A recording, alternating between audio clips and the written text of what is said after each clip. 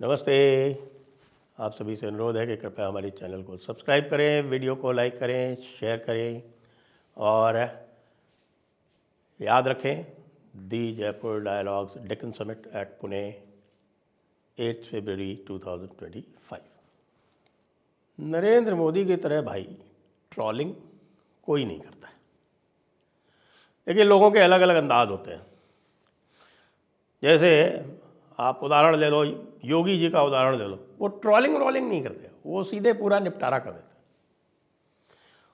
मोदी जी मजे ले लेके काम करते हैं, मजे लेते हैं और ट्रॉलिंग करते भी हैं तो बड़े शालीन तरीके से, लेकिन ऐसा मज़ा आता है कि बस आप आनंद से और एकदम सराबोर हो जाइए। इस तरह की ट्रॉलिंग करते हैं। जैसे जैसे जैसे आपने सुना होगा ना, दिलजीत दोसांझ को लेके कांग्रेस वाले, आम आदमी पार्टी वाले वो लेके और पता नहीं क्या क्या कह रहे थे और उसको बिल्कुल एक प्रकार से प्रोजेक्ट कर रहे थे कि जैसे कि वो खालिस्तान का एक नंबरदार हो।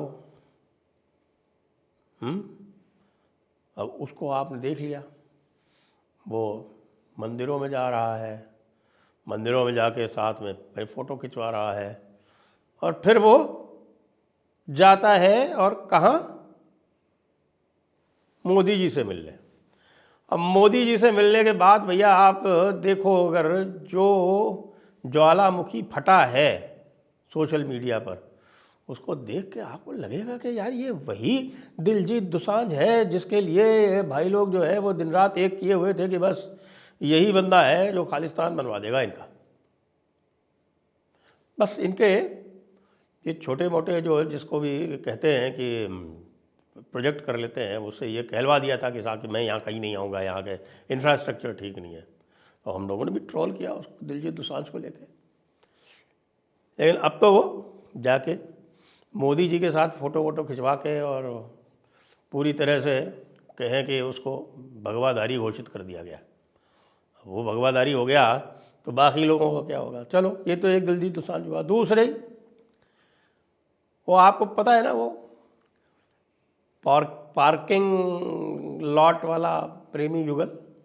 हाँ जी। तो अब साक्षी जोशी की माता जी का देहांत होता है और ये वो कपल है जो कोई भी मौका नहीं छोड़ता नरेंद्र मोदी की ऐसी तैसी करने में, नरेंद्र मोदी को अशोभनीय तो नहीं लेकिन हाँ पूरी तरह से गाली गलौज करने में।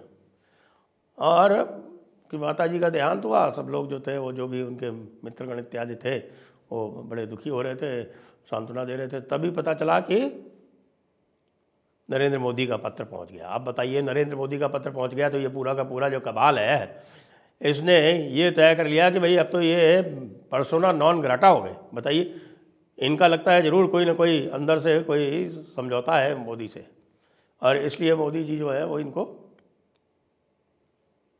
भेज रहे हैं सांत्वना संदेश।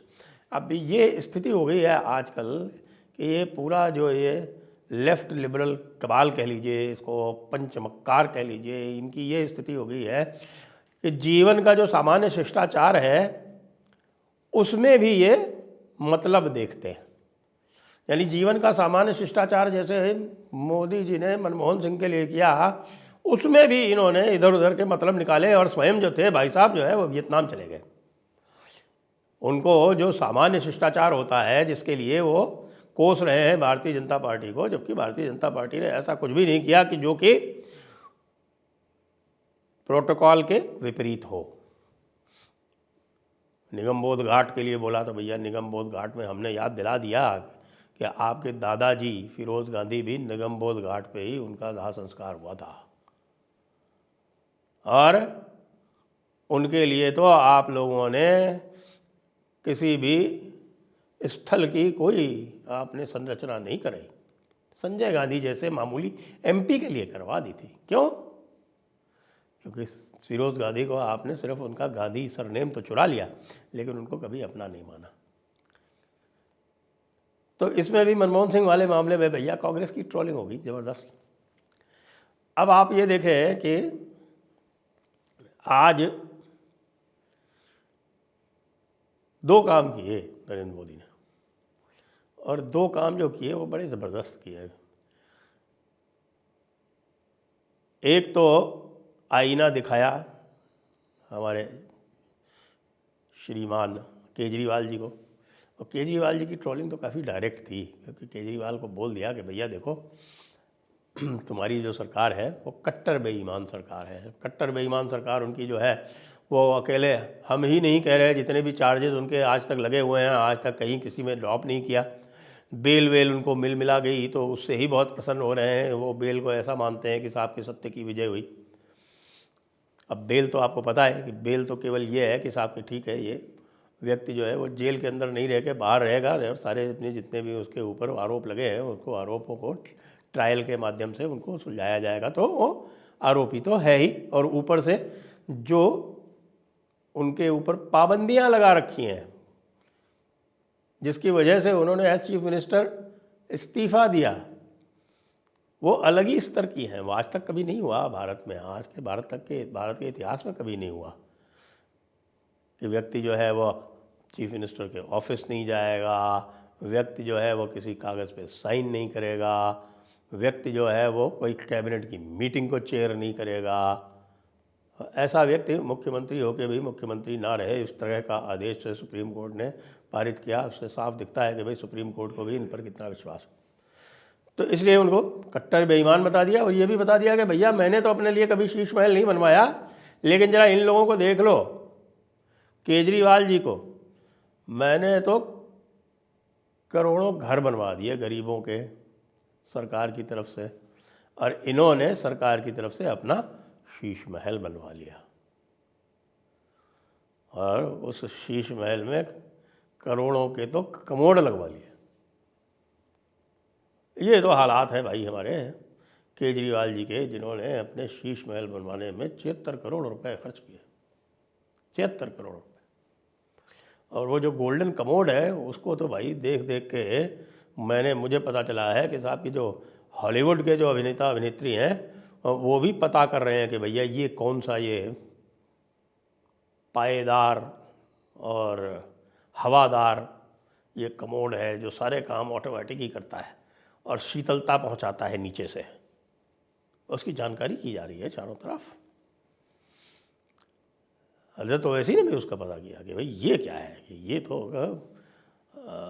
अरब में होता नहीं था। तो जो इस्तिंजा किया जाता है वो इस्तिंजा के बदले इसको किया जा सकता है या नहीं किया जा सकता है, या इसको मॉडिफाई करके कुछ ऐसा किया जा सकता है कि उसमें एक ढेला शरीफ रख दिया जाए और ढेला शरीफ जो है वो नीचे से पहले खुजला दे और उसके बाद फिर आप जो है बाकी काम कर लो।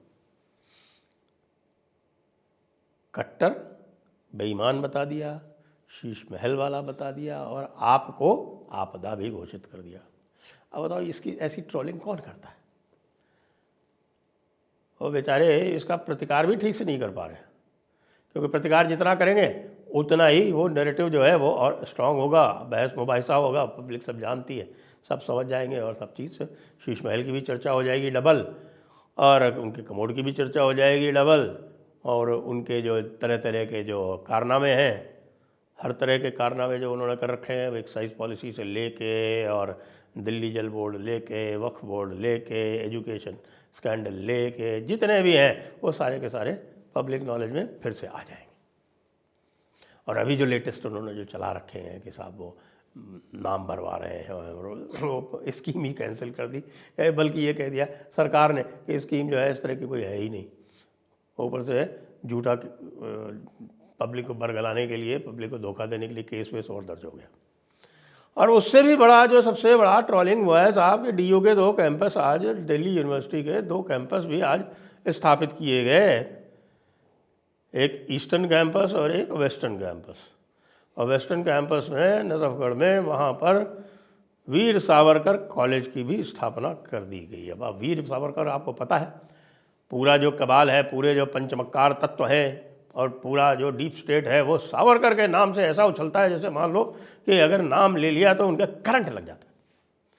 क्यों लग जाता है उसको आज तक वो कभी बता नहीं पाए, खाली वो बोलते रहते हैं कि भाई सावरकर ने माफ़ी मांगी थी। वो बात अलग है कि जब हम उनसे पूछते हैं कि यार आपके महात्मा गांधी ने 1942 के लिए माफ़ी मांगी थी, 1942 के आंदोलन के लिए गांधी ने बाद में माफ़ी मांगी थी देश से, अंग्रेज़ों से, और उसकी चर्चा कोई नहीं करता। वो कह देते हैं कि साहब दे दी हमें आज़ादी बिना खड़ग बिना ढाल। अरे यार, जिस आंदोलन की बात आप करते हो कि उसकी वजह से हमको आज़ादी मिली, उस आज़ादी के लिए तो तुम्हारे अब्बा जी जो हैं, हाँ वो कांग्रेस के अब्बा जी ज़रूर हो सकते हैं, देश के अब्बा तो नहीं हैं, तो उन्हें अब्बा जी ने माफ़ी मांगी थी, उसकी बात कोई नहीं करता। फिर नेहरू जी जो इस वंश के सारे कुछ नामचीन हैं, जिनके नाम से वंश चलता है, नेहरू गांधी वंश। तो नेहरू जी वहाँ नाभा में एक बार गिरफ्तार हो गए थे, तो उनके पिताजी मोतीलाल नेहरू, जो अंग्रेज़ों के बिल्कुल पिट्ठू हुआ करते थे, और जिस वेटर की बात करते हैं आजकल हमारे सुब्रमण्यम स्वामी, उसी वेटर के भेष में सदैव दिखा करते थे, उन्होंने वाइसरॉय से माफ़ीनामा लिख के और उनको गारंटी दे के कि मेरा बेटा कभी भी उधर नहीं जाएगा, और उनकी कन्विक्शन होने के बाद 3 घंटे के अंदर उनकी रिहाई करवाई थी। ये हैं असली माफ़ी वीर। सावरकर ने तो 11 साल तक बेड़ियों में जकड़े रह के और कोल्हू पर बैल की तरह पिराई की थी, तेल की।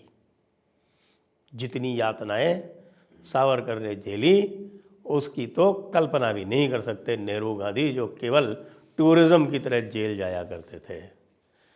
तो हो गई ना भाई पक्की ट्रॉलिंग सभी की। कोई छूटा है तो उसका नाम बता देना, उसकी भी ट्रॉलिंग के लिए रिक्वेस्ट कर लेंगे मोदी जी से। जय हिंद, जय भारत, वंदे मातरम।